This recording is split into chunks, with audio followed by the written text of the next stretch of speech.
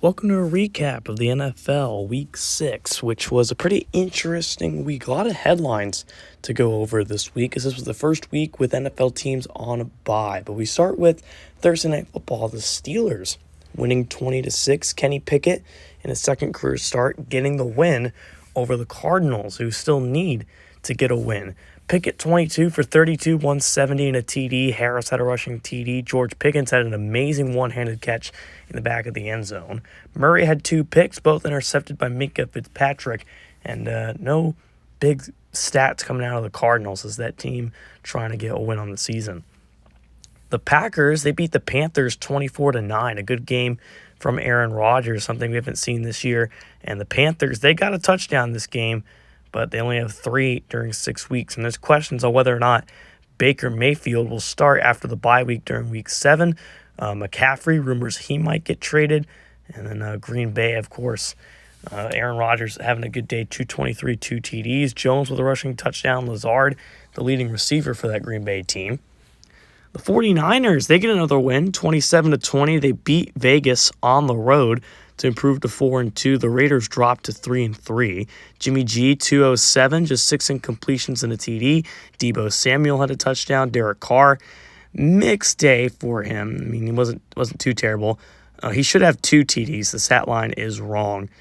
But Josh Jacobs, decent day on the ground. Darren Waller, good day. The 49ers have been giving up a lot of receiving yards to tight ends, so that's a stat to note about.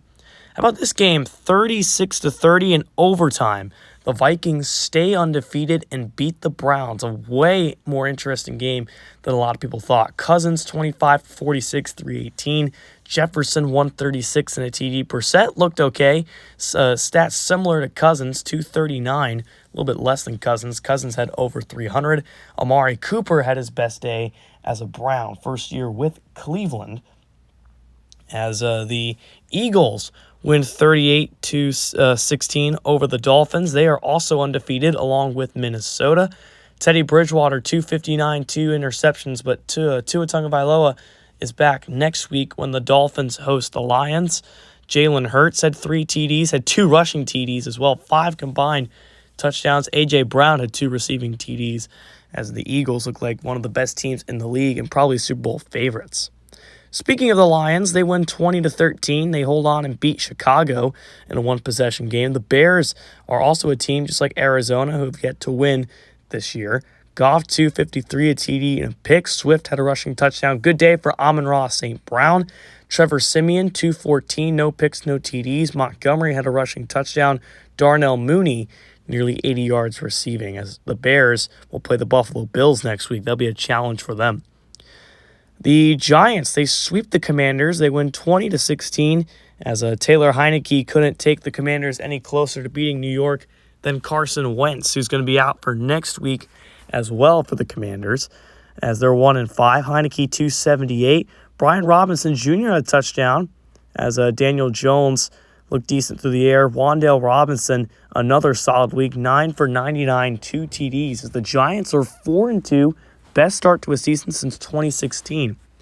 Upset of the week, the Jets beat the Buffalo Bills 16-12 in a rainy day in Buffalo. Mike White wasn't good by no means, but he got the job done with the TD. Josh Allen had 2 interceptions, both in the second half, and it really cost him. Buffalo only had 60 yards of offense in the second half after having a 9-3 lead at the half. The Jets' defense looked good, and they got the win for them. Then you have the Colts, who blew out the Jaguars at home 48-20. A huge win for Indianapolis. They progressed to 3-3 on top of the division. Ryan, just 3 incompletions. Stats are not flashy, but both the running backs had a huge day for Indy. Trevor Lawrence, 3 picks, all of them in the first half. So a terrible game out of the Jaguars, who looked to bounce back against the Steelers in week number 7. Then you have the Saints and the Broncos, a very low-scoring game, just 16-10. As Denver, they were on a pretty good winning streak, won 2 games in a row. They lose this one. Jameis Winston, it's just been really rough with the Saints offense, and a lot of questions surrounding Winston on whether Andy Dalton should start the next game. As Russell Wilson had 2 picks as well. Both teams are struggling. Both are now 2-4 going into week number 7. So who knows? Changes might have to be made for New Orleans. America's Game of the Week on CBS. The Cowboys win 23-20 over the Seattle Seahawks. A good game for Dallas. Dak looked pretty good. 236 and a TD. CeeDee Lamb, another strong day. Geno Smith, 221, 2 TDs. Kenneth Walker, another game over 60 rushing yards. As Seattle loses again, they're 3-3, second in the division. They'll take on the Rams next week for their final matchup with them before taking on San Francisco. My bad. This is Game of the Week on CBS. 19-13, the Bengals beat the Ravens, as this is their second time in Game of the Week. They faced the Rams back in Week 3. Burrow, 203 and a TD. Lamar Jackson, just 159, lowest in a game since the Steelers back in 2018, his rookie year. Isaiah Likely had a touchdown, but now the Ravens are no longer undefeated. Cincinnati now sits on top of the AFC North. Sunday Night Football on NBC, 22-17 win for the Falcons as they upset Tennessee. They get their second win in a row after beating the Saints in London last week. Mariota, 226 and a TD. Algier had a rushing touchdown. Good game for Kyle Pitts, second-year man out of Florida. Tannehill had a good day. Derrick Henry had a rushing and a receiving touchdown, and Treylon Burks continuing to be the number one man for the Titans. But now they're 2-3-1 and third in the division. Finally, Monday Night Football on ESPN, 27-19. The Patriots upset the defending Super Bowl champions who are off to a terrible start to the year. As no turnovers in this game. There was. None out of Stafford, though. Kyle Duggar, a scoop and score off of a missed snap by Stafford. Went way over his head, and he scooped it and scored it for the Patriots to steal up the game. So now they're 3-3. Rams fall to 3-3. These four teams on a bye. Chiefs and Bucks played each other last week. They both are on a bye for Week 6. And then the Chargers and the Texans also went on bye this week. Here are the standings. Kansas City sitting second behind Cincinnati. Then you have Buffalo and Indianapolis, the division leaders. Baltimore sits at 5-1. That's a typo. Chargers sit at 3-2, and the Dolphins at 3-3, currently with the last spot.